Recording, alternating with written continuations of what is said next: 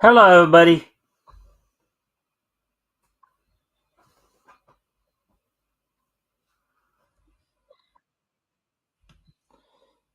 All right, welcome to the Mikestand. Of course, Tim is here. He just stepped away from the computer for a moment, but he'll be right back. So, hope everybody's having a good week as we've now kind of reached sort of the end of the news week portion of the week here. Is of course, to day being Thursday, May 2nd, 2024. Um, so some interesting thing. So like um as we wait for more people to show up and we wait for Tim to get back, we'll kind of go over a little bit about what's on tap for tonight. Of course, this is Thursday night, so this is the night we usually go over, and we will be going over that as well today. We're going to be going over the Indie Comic Showcase from Bleeding Fool, from Chris Braley's site there. So we'll be doing that, plus the wrestling wrap up and this day in each history. Let's see. There's some other news that recently came out. So I guess it was leaked yesterday, but it was meant to be announced today. So MeTV is expanding its programming lineups as now they're adding a new channel, MeTV Tunes. I see. What was that, Tim? I see. Yeah. MeTV where basically they're going to have a lot of the. Looks like they're gonna. Well, they already got a lot of like the Looney Tunes stuff from Warner Brothers, the MGM stuff. Tom and Jerry. They got the Paramount, Fleischer stuff, and and and of course they got You got Walter Lantz Productions with the Woody Woodpecker Show and all those IPs, and then apparently they're going to have some Hanna-Barbera stuff on there. They're adding on some Hanna-Barbera as well as they already had Hanna-Barbera with the Flintstones and the Jetsons, but apparently they're going to start showing Scooby-Doo on there as well as some other classic cartoons, and they're also going to be adding, aside from Popeye and Betty Boop from Fleischer and Famous, they're also going to start doing some of the Casper the Friendly Ghost cartoons as well. So, anyways, with that, and that's actually set to premiere that channel, MeTV Tunes, which is another MeTV channel, one of the other branch channels, as it were. That's due to debut on June 24th, so the end of next month there. So, anyways, with all that being said, I know Tim, you already put up one link there, so I'm gonna go ahead and hand it off to you if you want to, if you want to do an intro, talk, the shtick, talk about what you're doing, what you want to promote, share any links if you'd like. Is that to this? Wait, hold on. I swear to God, that's.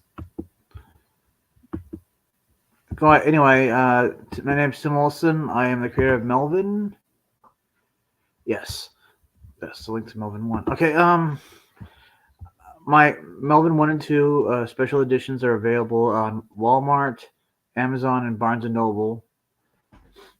And as soon as I get these rest of the books from Melvin 3 to the backers, I'm hopefully have Melvin 3 special edition put together, which will hopefully feature an extra story.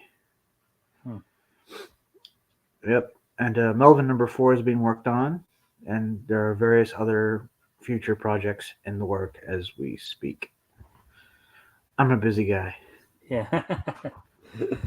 Yeah. So, are you going to share any more links, or is this the only link you're sharing right now?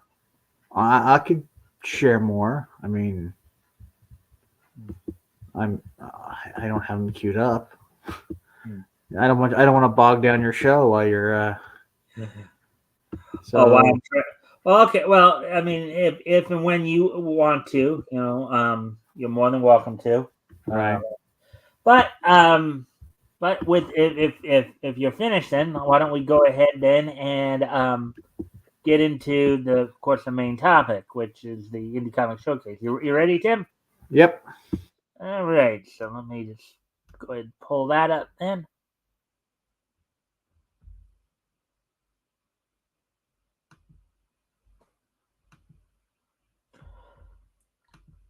And of course, there's another link right there. If you guys, and as always, guys, if you guys can like and share the stream if you haven't already, see if we can get some more friendly people in here to engage. That'd be appreciated. And also, if anything here we talk about tonight grabs your attention, feel free to comment and/or ask questions.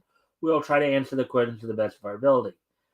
So with that, tonight is the night, of course, we cover the Indie Comic Showcase with from Bleeding Fool here, as Tim noted earlier. Hey, Apex. Did you get my message earlier there? I was asking if you had gotten that day off, or not. Hail, Mike and Timothy. Hey. Oh. I sent it to you on Facebook, the message there. But anyways, with that being said, let's go ahead and look into this article. Indie Comic Showcase number 272.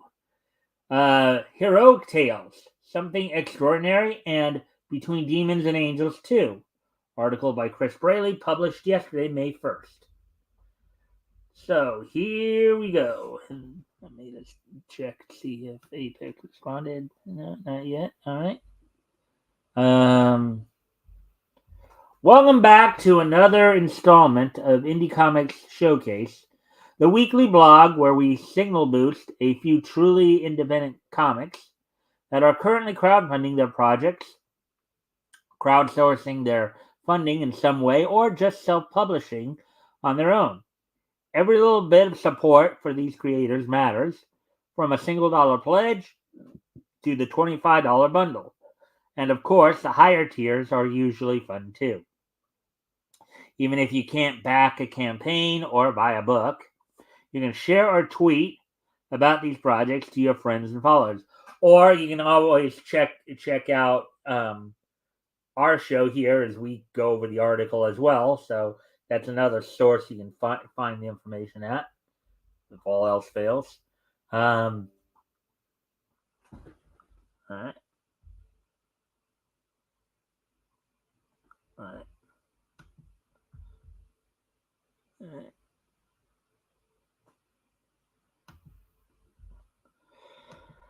All right. So, on Indie Comics Showcase, we interview. Okay, yeah, I think. Okay, we already saw that part. Let's see. Tell you how you. Oh, actually, no, we didn't. Okay. On Indie Comic Showcase, we interview the creators, show off some art, and tell you how you can check out the product for yourself. Below, we have some outstanding crowd for you to for you to learn about and enjoy, and hopefully support by backing one or more of them. Thanks for checking these out and for being the best part of Indie Comic Showcase. Let's jump in. So, Something Extraordinary by Frank Scott. Oh, look at that scene. That young lady having that guy pressed over her head like that.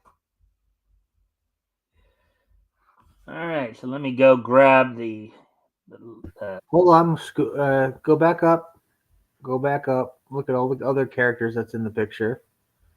Let's see.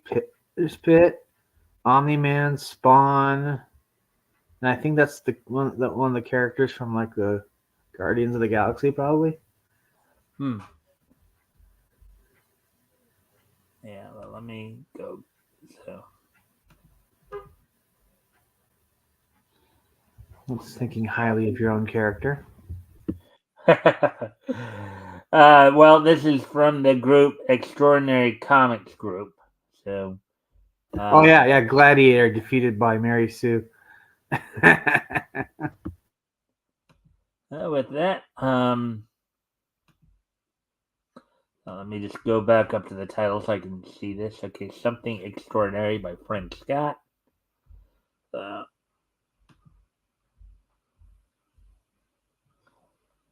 Gladiator. All right, so let's see now. Oh, hail Xenu and Xena. Let's see. Got your message. I will email my manager for 24. Okay, thank you. Let's see. Hail Mike and Tim. Elk is here as well. Hi, Elk and Antioch. Gladiator defeated by Mary Sue. Let's see. Don't forget Omni Man. You said it. And then I mean don't. All right. So let me just get this in here.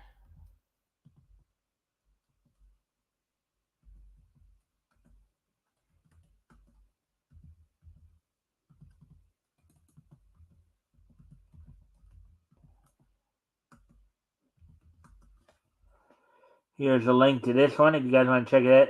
It is a Fund My Comic project, of course, so you guys might want to go check that out. There it is right there. So. All right, so let's get into this then. Oops, what happened there?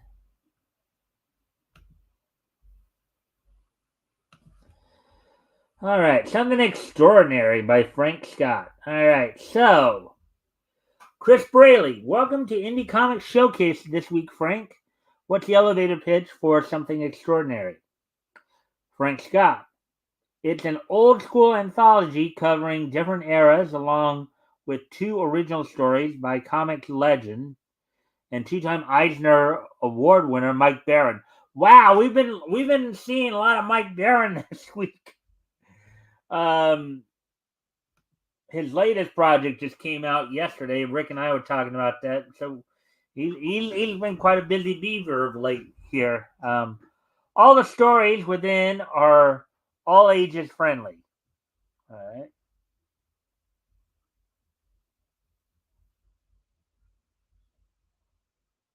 right. Chris, besides Mike Baron, what other creatives that were involved in this? I think he meant to say what other creator. What other creators were involved in this? I think he added a word there that didn't need to be added. But anyways, Frank, these stories are a culmination of 50 plus years of comic fandom. I write that I love with the input of my fellow creators in the Extraordinary Comics group.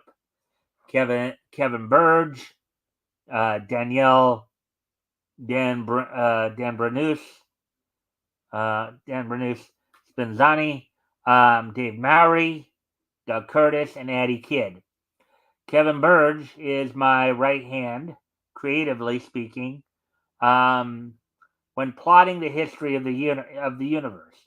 His additions and input cannot be understated. Danielle Dan Brenus Spezzani is the John Byrne of the group. Highly detailed artwork with an 80s vibe, which suits any stories I thought I threw at him. All right, wrong through, wrong through there, buddy. Whoever typed that. A creative dynamo. Dave Mowry is a comic pro whose work dates back to the 1980s. I lost him as co-creator on every assignment he's given, as his designs make the characters their own special individual beings. Own special individual beings. Doug Curtis isn't just our letterer or colorist. All logos, cover designs, along with various plots, story ideas, are ran past him. An integral part of our team, Addie Kidd, sells everything and lays a pen to. Woman of 1,000, in parentheses here, funny faces. She's the best artist I've encountered for the kind of madcap adventures I task her with creating. She's the star of our one-woman show, Addie the Adventures.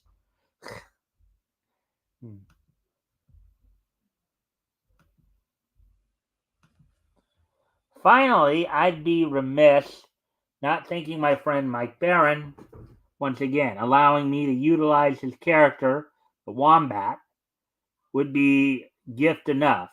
But Mike gives blunt and honest opinions of the works and artist. Mike Barron's Wombat plays a major role in the publication, as does Mike himself, who penned 2 fantastic original stories for the anthology.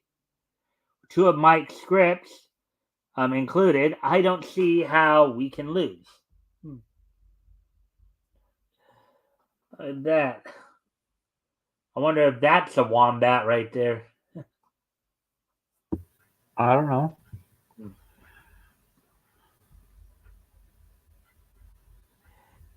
Actually, you know who that character who that little character reminds me of. Which character? The one right here, the one with the. I just noticed the Punisher's in the background. Oh, it's a poster. Okay. Yeah.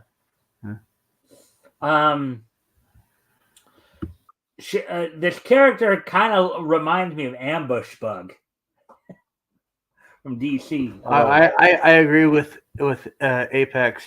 It does look kind of this costume does kind of look Arthurish, without the wings, without the moth wings. Yeah, Arthur from the Tick. Yeah, well, I was thinking more Ambush Bug myself, but I guess that you could work. Arthur could work there too.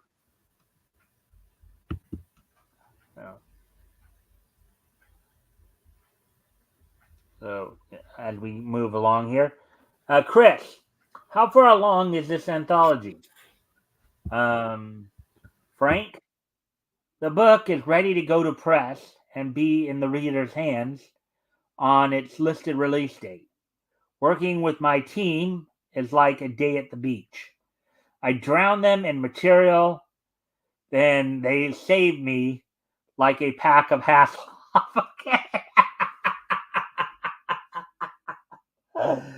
Does that mean that Germans love his team? No, okay, I get the David Hasselhoff was a star of in the 90s of a beach beach adventure drama series called Baywatch. Do you remember that show? Tim, did you ever see it? Of course. Who didn't watch Baywatch? I mean, that's what he's referring to here. Not everyone had access to Playboy, so all we had was Baywatch. You know, to get your Pamela Anderson fix as much as anything. No, right? No, I was never Pamela Anderson. Nah, they're the other chicks that I like better than Pamela. Oh, I like Alexandra Paul. Probably, yeah. And Yasmin Bleeth. Yasmin, yeah. I don't know. I kind of found that Pamela Lee to be overrated. Yeah.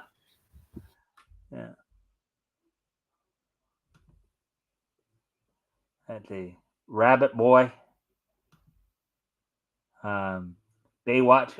Yeah, that's what we were talking about there. He picked Donna D'Erico. Yeah, she's another one. Let's see. Oh, gee. I wonder where this is going. Let's see. There's a person in white robes. Okay. And then there's a ethnically diverse superhero team. I wonder where this is going. Let me guess. Hashtag white man bad. See, Chris, what are you learning from crowdfunding through this process? How are you handling it? Frank, I go to my ace amigo Ron Fortier for advice, as he's a legendary creator in his own right. Again, okay, this editor needs some grammar and vocabulary lessons here. Oh man, that's the second time I've caught them using a different version of the word than the one they're intending. That in his own right should be RIGHT, not WRITE. Boy, I pray a lot, too. Addie the adventurous. Hmm. That's kind of a unique, kind of a That's nice, kind of an interesting look there. that's kind of an ugly woman. Looks like a dude in drag. Oh boy. Any plans beyond this book? Are there more stories to tell? Chris asked. Frank, there are more stories to FW with Danielle, Dave, Addie, and Doug in possession of multiple. Um, okay, I guess forward. I don't know why they wouldn't um, spell out the full word there, but scripts as Kevin Burge and I continue to create, and of course they have their own ideas for our next anthology.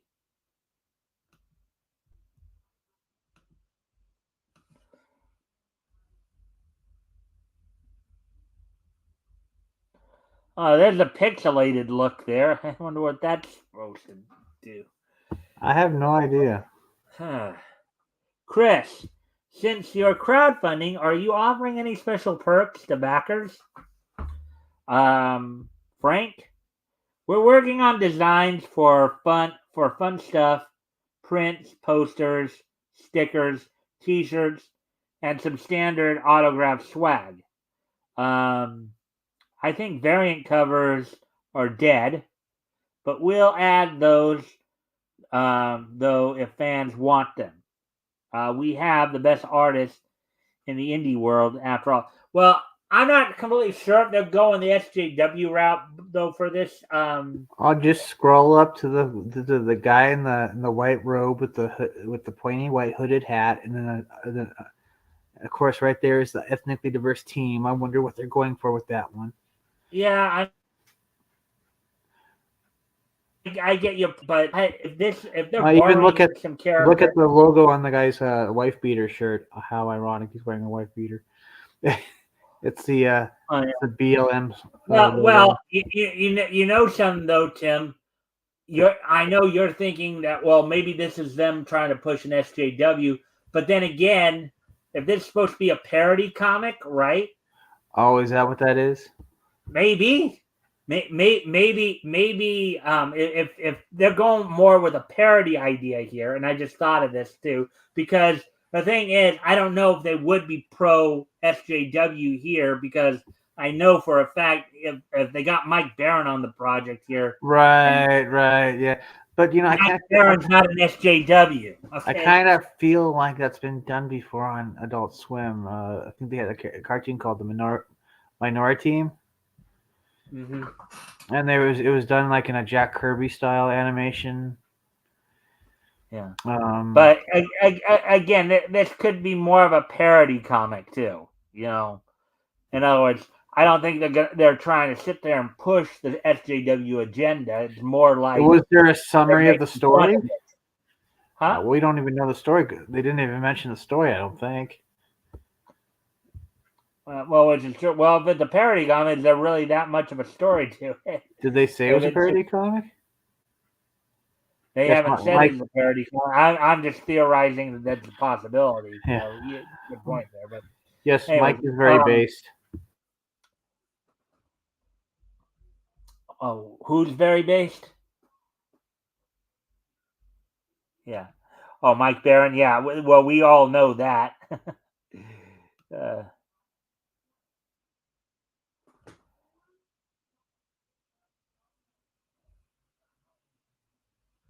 Let's see. Get cringe comics only on Kickstarter.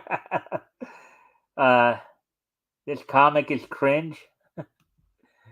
Let's see. Let's see. I was working. Okay, so Elk saying I was working on a D&D stream with two white Watching. men in their I 50s. was watching a D&D stream with two white men in their 50s who spent months saying a D&D's third-party creator was a Nazi.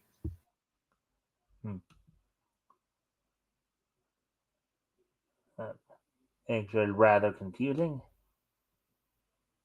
They seemed shocked when I said old white men calling people Nazis was cringe. Yeah, Elk. You've been saying a lot of things that's been kind of shocking people this week, right, Tim? Let's not go there. Yeah, not tonight, anyways. Okay, so anyways, back to this. Let's see. Oh yeah, we already asked that. So, Frank responds, "We're working on designs for fun stuff: prints, posters, stickers, T-shirts, and some standard autograph swag." I think. Oh, okay. We read that part too. Okay. Chris then asks, "Anything else you would like to share with our readers before we sign off?" Frank, if you're a fan of old school comics reminiscent of the '80s, but written and drawn for today, then we're your team. And Chris says, "Thanks, Frank. Good luck on your campaign." So, all right. So there's that one. Now let's get ready to move on to the next comic here, which is Heroic Tales #1 from John Bois from Longbox Comics, and of course, and I will go up that. I know you want to see that, and this is another Fun My Comic project. You kind of think people would want to see the cover too. Yeah.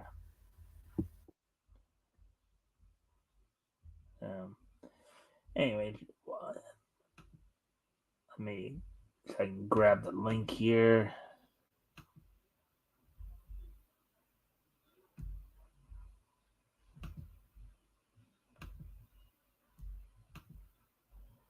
All right, so there we go with that.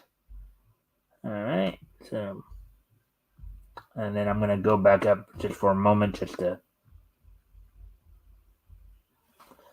John Boy. Okay.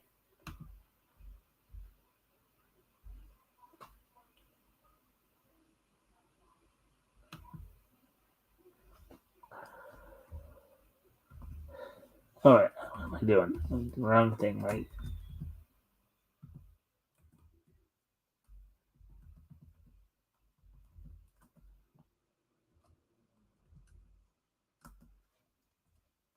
There we go.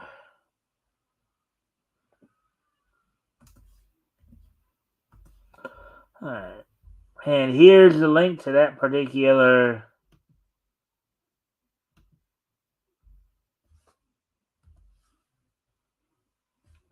All right, so here's the link if you guys want to go check that project out. It is on GoFundMe. So the first two books we're looking at were on GoFundMe projects.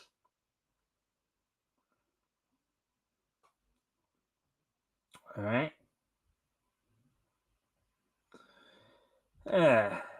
So with that, all right, long box comics, $10. Well, all right, so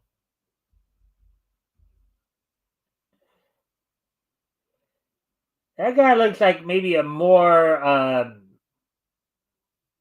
gray beard version of Doctor Strange in some respects. Looks like a less psychotic Omni Man.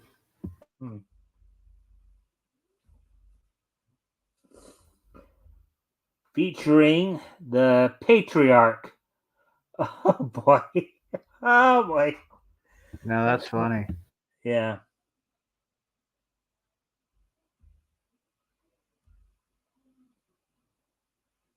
Okay, is it John? Is it Bua or Bow? Because in up here it says Bua, And even and I think it's Buar. I say just go with John. Don't even try to pronounce a word you Well, can't pronounce. I will after this first line here. So You could always say John B. yeah, Chris Braley, welcome to Indie Comic Showcase, John. What's the pitch for Heroic Tales? John Ba or Bois, whatever. How does a man juggle being a father to 7 kids, a loving husband, and the world's most beloved superhero? So what's he saying here? Is he trying to say that he's trying to be Mike Brady and Superman all in one shot? uh Heroic Tales is an all ages comic for fans of blue sky superheroes. Now look at that. Look at that right there. Uh Deleted scene. He flies it. He has to fly into action, so he boots the baby and it flies in. It kind of flies away. Yeah. Kidding.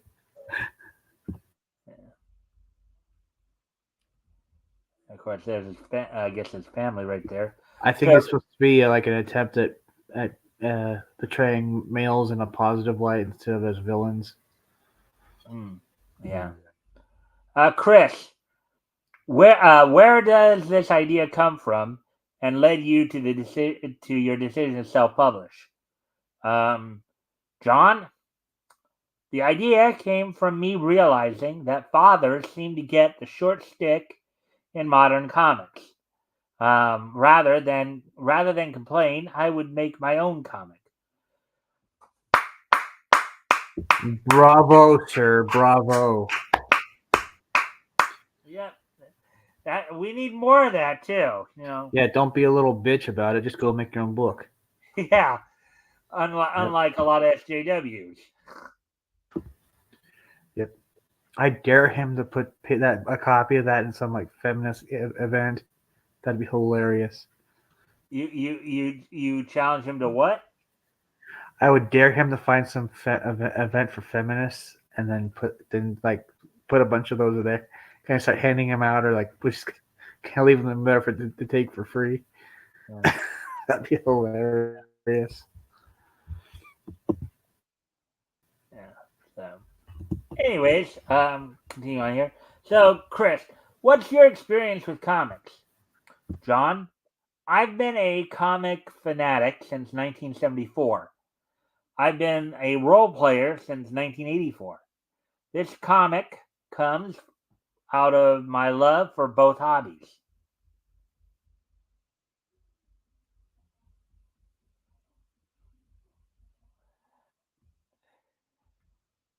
Kind of a Superman-esque look there to him right there. Like I'm reminded of the scene from Superman the animated series where Superman's just kind of hovering outside of Luthor's window as Luthor's on the phone, and Luthor turns around and Superman's telling him, "Hey, I'm watching you, Luthor."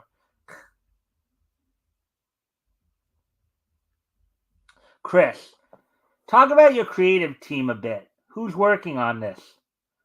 John, I have Renzo Rodriguez on art and Daniel da Silva Rodriguez on colors.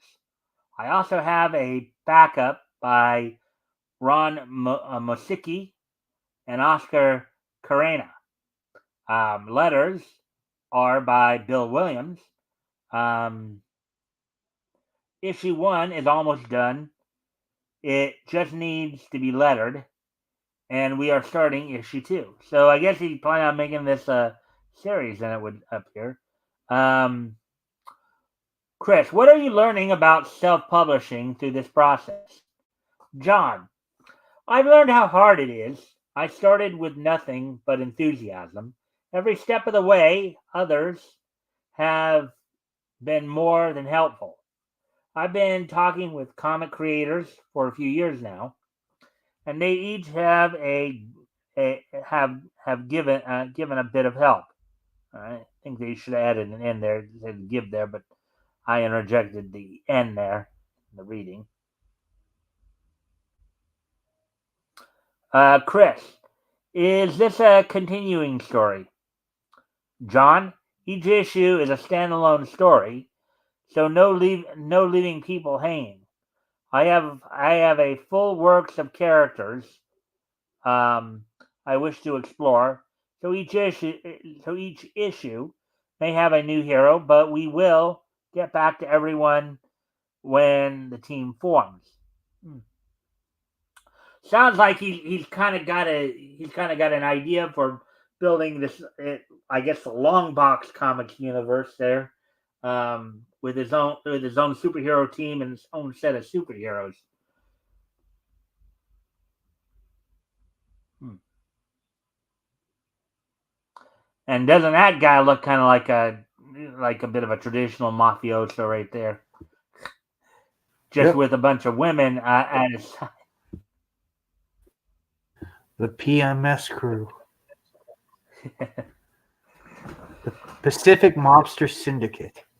There you go. Hmm. PMS. Pacific Mafia Syndicate. Yeah. What are they doing east? Yeah. Uh,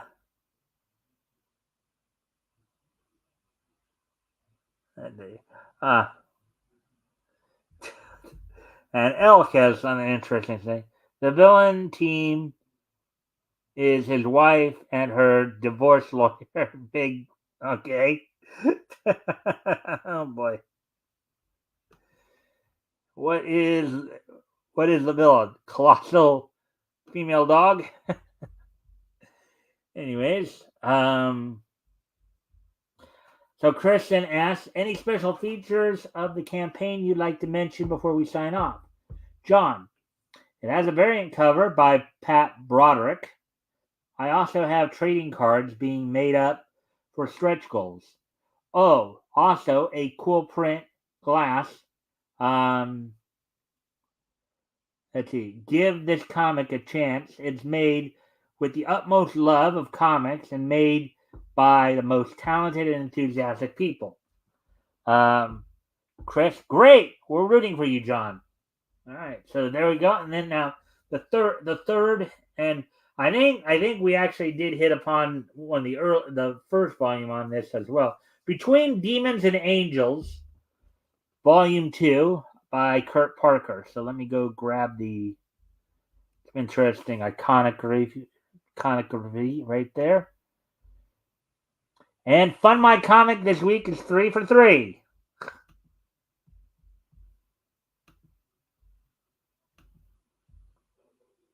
So all three of these projects are from Fun My Comic. So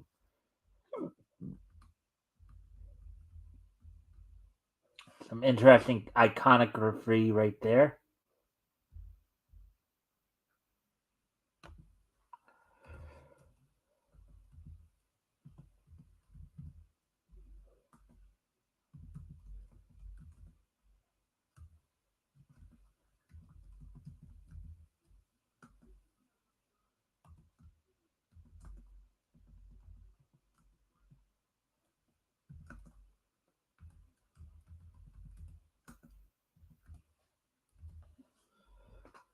And here's the link.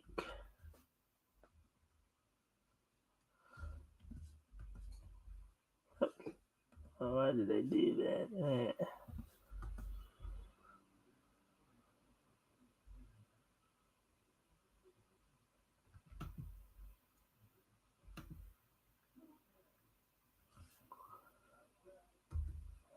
All right, so if you guys want to check that one out there, here's the link. So all three of the projects that were featured in this week's article there were from Fun My Comic. So I might want to go check that out. So, anyways, let's get into the article here. Between Demons and Angels, Volume 2 by Kurt Parker. Chris Braley. Welcome back to Indie Comic Showcase, Kurt.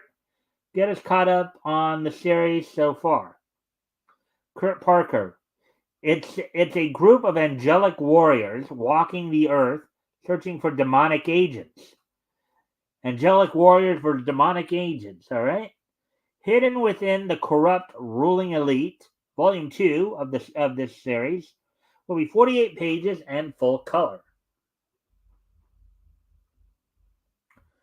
Then Chris then asked, for the uninitiated, tell us the origin of the idea of this comic.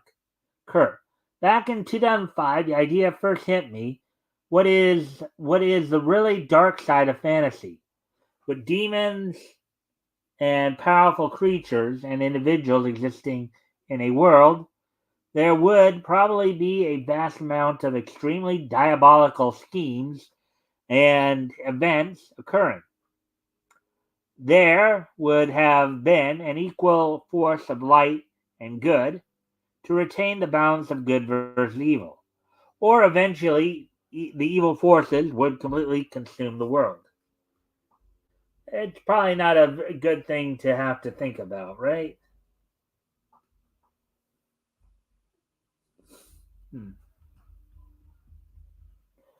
Let's see. Chris. Yes. Yes to what? Well, I know your name's not Chris there, Tim, but something not to think about. I don't know. I was answering your question. You asked. Oh. You said something. I was responding. All right. Chris, and what kind of comic readers is this suited for? Kurt, Between Demons and Angels is best suited for adults due to adult themes and graphic images. Chris then asked, this is all being done by you alone? What can you tell us about your style and creative process? Kurt, from the creation of the concept, the writing, design, and then for the actual books, pencils, inks, colors, digital layout, lettering, and editing. It's all up to me. Creating the setting, in this case, the world where this series takes place, began with mostly research and sketching out characters and locations. Once I had this massive amount of content, I began focusing on certain characters and aspects and writing of a story. Oh, look at that! Look at that creature! I don't think that's somebody I'd want to meet in a dark alley. What about you, Tim? I suppose not. What the hell is that? Like Eddie? Is that Eddie from Iron Maiden? Well, I don't know. I think to me it looks kind of like a zombie-like creature. Well, that's exactly what Eddie is. If you're familiar with Iron Maiden. The only Iron Maiden I know of is the torture device, the device where you have to put somebody in it, and it's got like spikes and stuff in it. Oh, you poor guy! You must have missed a few, like the 3 or 4 decades between 1980 something and. Well, the only thing I know about what you're talking about with Iron Maiden, I know they're a rock band. I know they're considered a classic heavy metal band. I was just never huge into heavy metal. So that may explain a lot there. But anyways, yeah, it makes sense. There's of course there's an angel. Some interesting artwork here. Hey, Tim. Well, at least Angela had a staff, but this is still pretty cool.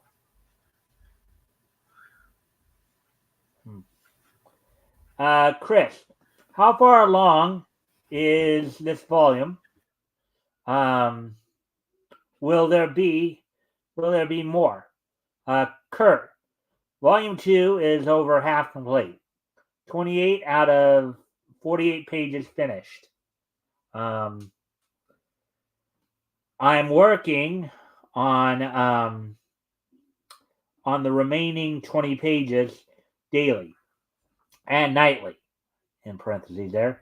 So the target completion date is December 1st of this year. So basically by the end of the year there, then. I have started the rough storyboards for the next book, Volume 3, um, which I should begin creating sometime in January 2025. So this guy's got quite a bit going on for him then. Sister Pastoria, revered sister in the shelter of eternal light.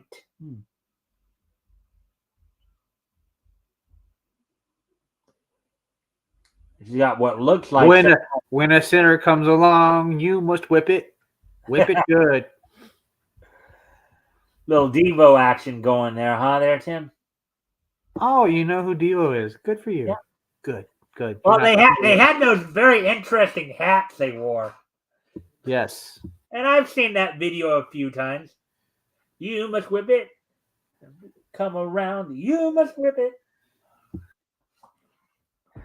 So, anyways, Chris, what's your advice on those thinking about self-publishing and crowdfunding their own comic? And then I guess they just, for whatever reason, they didn't put Kurt's initials there, but I guess this is his response. You have to have determination, focus, a good work ethic, and mostly patience. And look at that. What do you think of the art here, Tim, on this book? I actually kind of like the artwork, to be honest. It's pretty good, yeah. Pretty vibrant there. Chris, any special perks in the crowdfunding campaign at Fund My Comic you'd like to mention?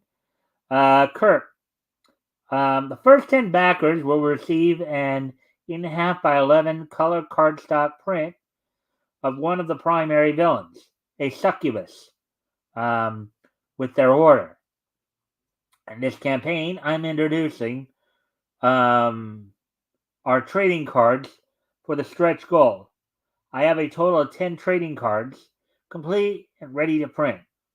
So each stretch goal will give backers a brand new trading card. Wow. And here's parental advisory, explicit content.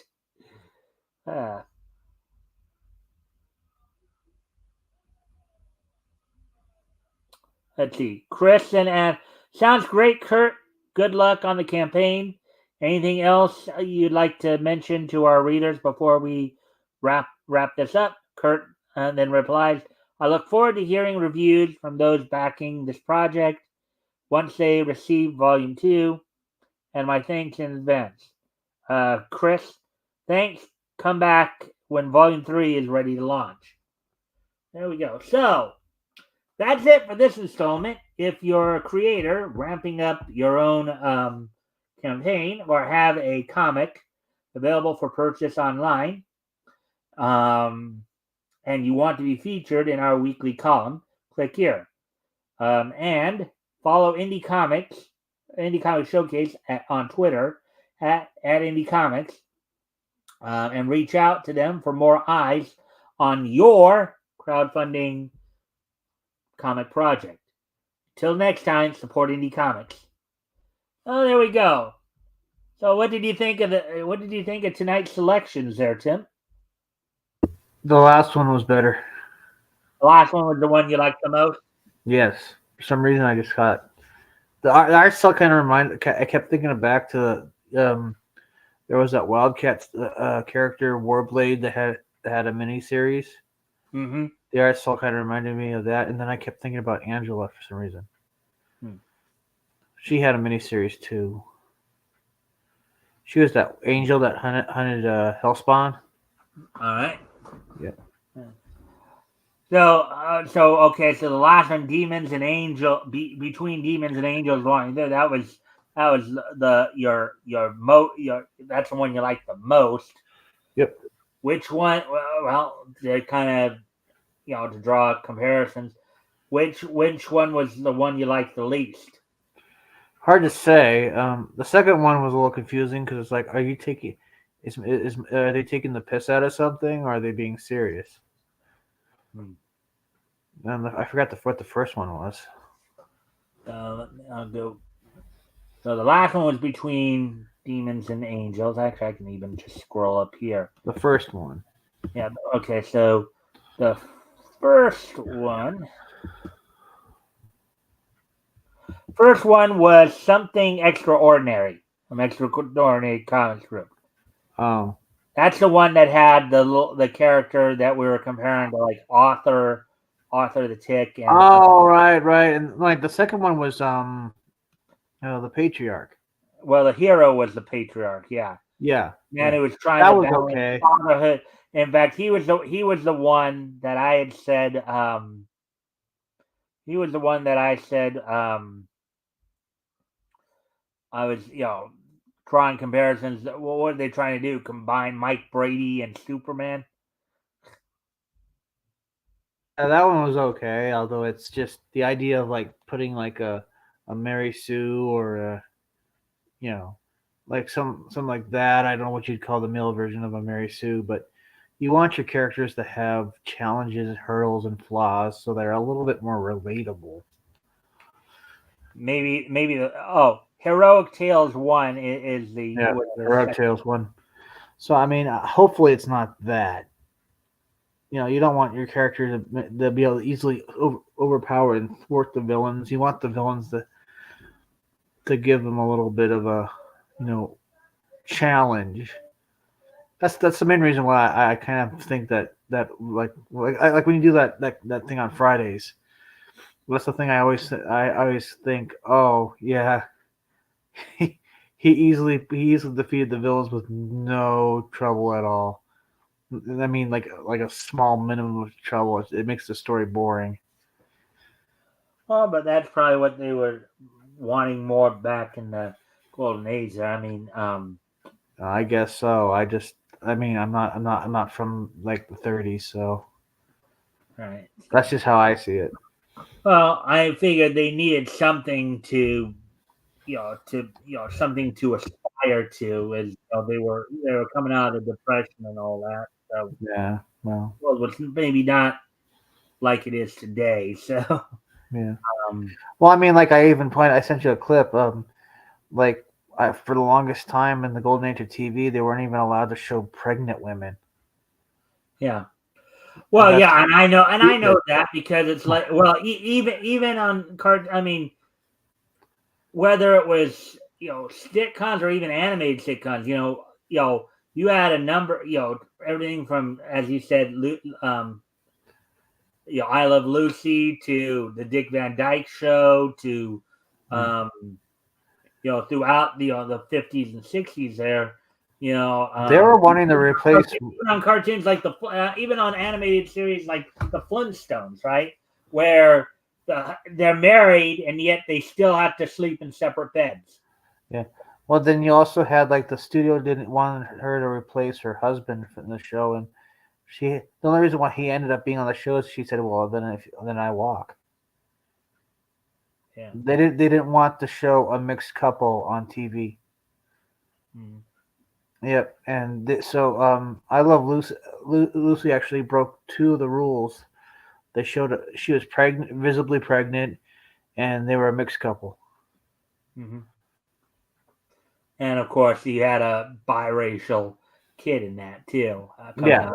yeah. So that was they broke the rule three times. The rules three times then. Yeah. So. Yeah,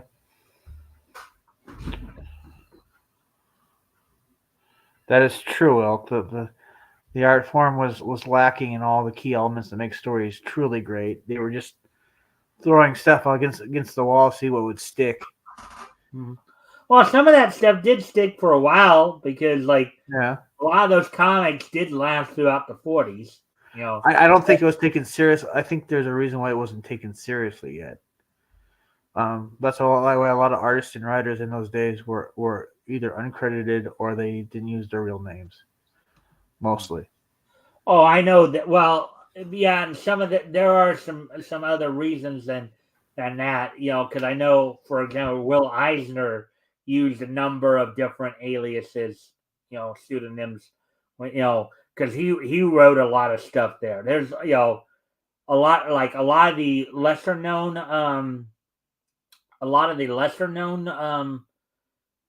you know, companies and books like Fiction House, like with you know, a lot of stuff that was written by them, like Quality, Centaur, all that. You know, Will Eisner had a number of stuff he wrote for them at that point in time. Anyways, so now we're already at 55 minutes. All right, so we're going to start to wrap up here a bit. Of course, what we're going to do first, of course, we're going to go through the wrestling wrap up, and we have a few things to go through here real quick because there are a couple of events coming up this weekend, a couple of big events. WWE had its Backlash event on Saturday, and then TNA had its Under Siege event tomorrow. In the WWE news, they recently re-signed Eric Rowan back to the company. He'd been fired a few years ago, but then they decided to bring him back. It looks like he may be becoming part of the Wyatt family storyline. Now, with that, that's the main main part there. But now, that being said, let me just. So coming up for this Saturday's Backlash event in France, and they'll probably add a couple more matches on tomorrow night's SmackDown.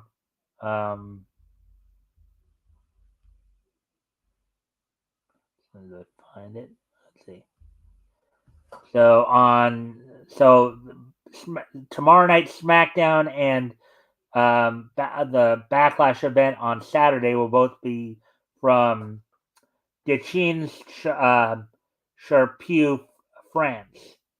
So what they have so far for the Backlash event have a triple threat match for the WWE Women's title, where Bayley will be defending against Naomi and Tiffany Stratton. The Kabuki Warriors will be defending the WWE Women's Tag Team title against Bianca Belair and Jade Cargill. In another tag team match, the Bloodline duo of Solo Sikoa and Tama Tonga will be taking on Randy Orton, Kevin Owens. Damian Priest defends the WWE World Heavyweight title against Jey Uso. And then Cody Rhodes will be defending the WWE and WWE Universal titles against AJ Styles.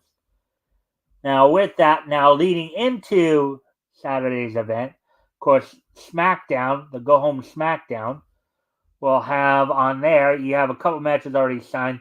The Authors of Pain will be taking on the New Catch Republic in a tag team match.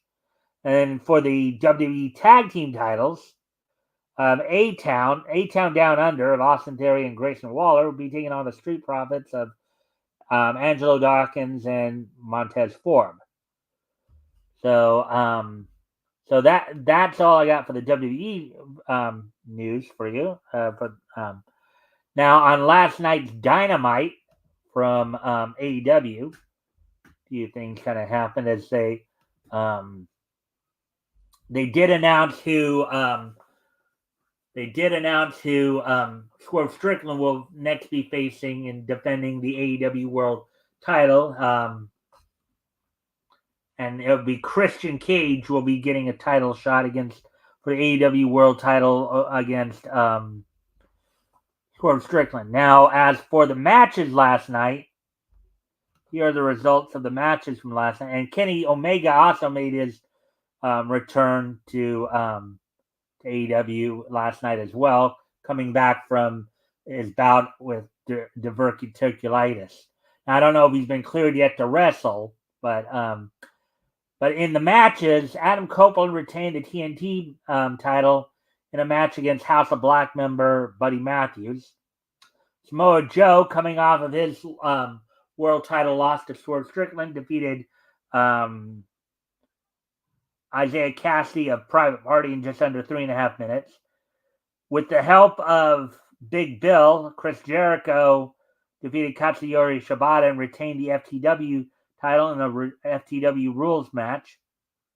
Claudio Castagnoli defeated Brian Cage.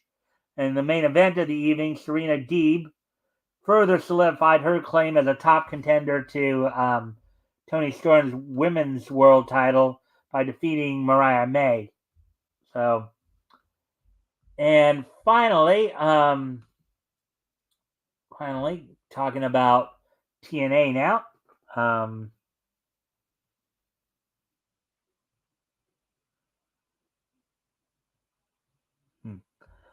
All right. Now talking about TNA, as I said, they have tonight they have Impact, and then but this tomorrow night, however, tomorrow night they'll be having their Under Siege event.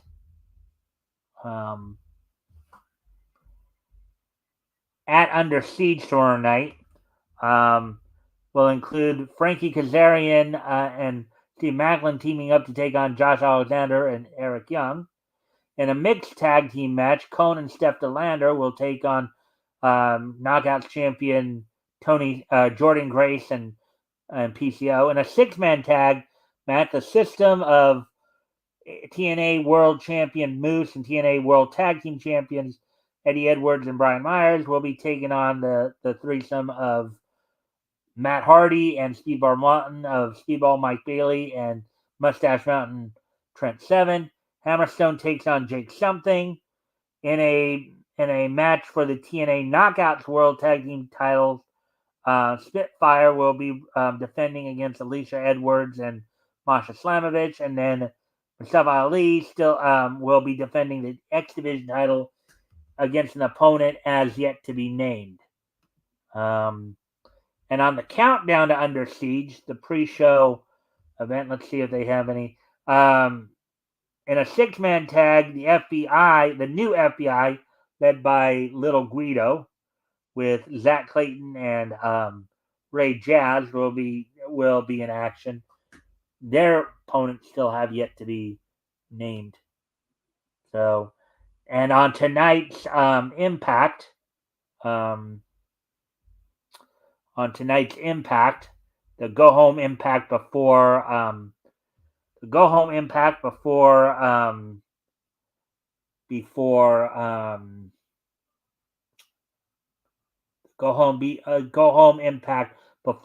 Under Siege. Alicia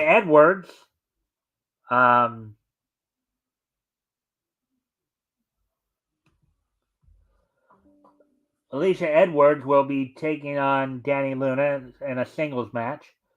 In a non-title match, Mustafa Ali will be taking on Chris Bay of the ABC. TNA X Division in a number one contenders match, the TNA X Division title. So this will be probably to determine Mustafa Ali's Under Siege opponent. Two former X Division champions, Ace Austin, Trey Miguel, will be taken on to see who becomes the new number one contender. And Jordan Grace will defend the Knockouts World title against Miyu Yamashita. So that's all we got for the wrestling wrap-up. So with that now, let's get ready to close that. So, and I can booing. I am the great Cornholio. I need TP for my bunghole. All right. So, anyways, now we're getting ready to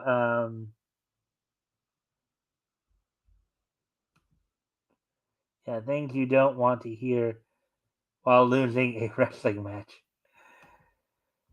Anyways, so now today being Thursday, May 2nd, 2024, let's take a look back at this day in Niche history. History! So 1984, 2004, 2009, and 2008. All right, so with that, let's go ahead and take a look back at this day in niche history. So first off, we're going to head back 40 years ago. As on this date, 40 years ago, back in 1984.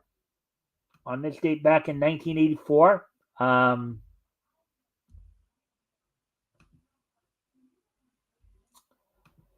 the 10th issue of Judge Dredd from Eagle Comics went on sale on this date back in 1984. It sold for $1, 32 pages. So on this date, 40 years ago today, the 10th issue of Judge Dredd from Eagle Comics went on sale on newsstands. Oh, history. Yep, Apex. That's right, history. So now move. Fish died. History. Yep. No. All right. So, anyways, moving on to the next piece in niche history. Moving ahead to 2004, 20 years ago today. On this date, 20 years ago today, the WWE would premiere the recap program covering both Raw and SmackDown on Spike TV called the WWE Experience. So the WWE recap program, the WWE Experience, covering both Raw and SmackDown, would premiere on this date 20 years ago today on Spike TV.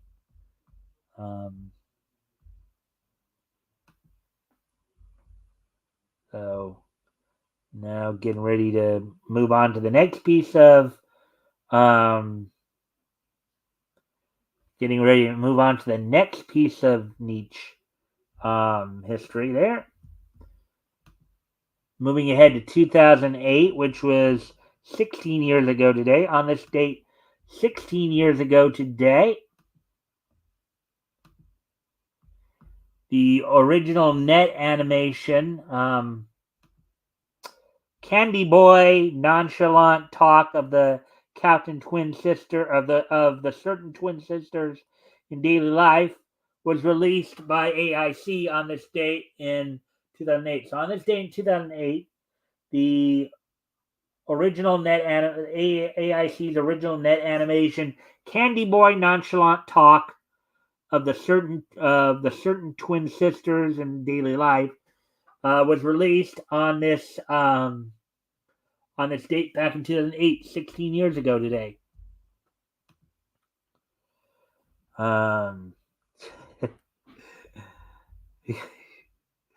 Anyways, now, finally, on this date in 2009, 15 years ago today, on this date 15 years ago today, My Life as a Teenage Robot and Pokemon Diamond and Pearl's Battle Dimensions would both end on this date in 2009. So My Life as a Teenage Robot was canceled on Nicktoons on this date in 2009. And Pokemon Diamond and Pearl's Battle Dimension would finish its run on Cartoon Network on this date as well. So with that, I thank everybody for being here. I hope everybody enjoyed the show today. Hopefully we had, let's see. Don't ruin a Beavis and Butthead joke for modern audiences. Yeah. Well, with that, guys, I thank everybody for being here. And I can see Tim and Elk are having a bit of a conversation. But now, Tim, if you did you want to come back and do an outro? Sure, yeah. Melvin, 1 and 2, special editions, Walmart, Amazon, Barnes and Noble. Yeah. Get it. All right, and I thank everybody for being here tonight. And I hope you all enjoyed the show. We'll be back here tomorrow night. I'll have Rick Piper on with me tomorrow night as we will be looking back. we'll be continuing our look back to February 1940 comics that went on sale there. Tomorrow night we'll be focusing in on Fox Feature Syndicate. Among the books we'll be looking at, we'll include Weird Comics #1, Fantastic Comics #5. So we'll be looking, and among others. So with that, I thank everybody for being here, and I hope to see you all back here tomorrow. Bye.